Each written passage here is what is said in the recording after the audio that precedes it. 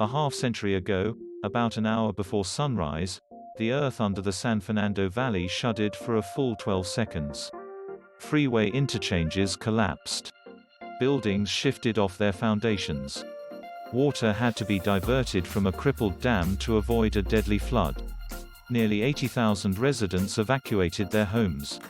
Related, how the 1971 Sylmar earthquake changed the lives of two first responders. The 6 magnitude Sylmar earthquake rumbled across the San Fernando Valley at about 6 a.m. on February 9, 1971. The tragic toll: 64 deaths, 2,000 injuries and property damage costing more than $500 million. Ripping along a 12.5-mile fault area beneath the San Gabriel Mountains, the quake's epicenter was in the vicinity of Six Flags Magic Mountain, about 6 miles northeast of Sylmar, at a depth of about 7 miles. It was not the region's first big jolt, nor would it be the last. Nonetheless, life would never be the same in Southern California. Laws were passed, locally, at the state level. Even in Washington, D.C., construction standards and zoning rules were reshaped. Photos: 50th anniversary of Sylmar San Fernando earthquake, 64 killedHow we talked. Even how we felt about earthquakes was different now, experts said.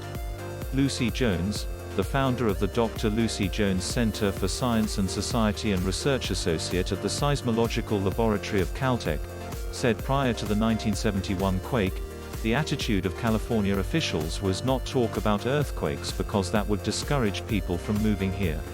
We sort of knew we had risk but we didn't really talk about it, she said. It was a real shock to a lot of people for a variety of reasons.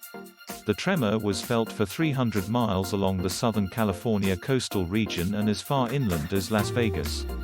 In the following weeks, more than 200 aftershocks with a magnitude topping 3 rattled across the region.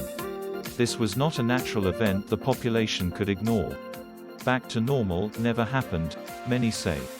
The devastation led to changes that eventually made California a safer place, many contend. The reshaping of laws and construction rules and other standards continue to this day.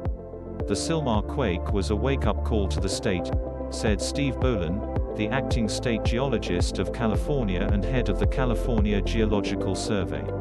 I think people could look ahead and see how with greater population density, these are going to be massive disasters if we don't do something. Medical centers were dealt deadly blows, arguably the quake's most devastating impacts. The San Fernando Veterans Administration Hospital suffered severe damage, killing at least 44 people. 2 of the San Fernando Veterans Administration Hospital's buildings were destroyed. The intense shaking crumbled the newly constructed Olive View Community Hospital in Sylmar, killing 3 people and forcing 1,000 patients and personnel to evacuate. Other hospitals were so damaged, they couldn't function.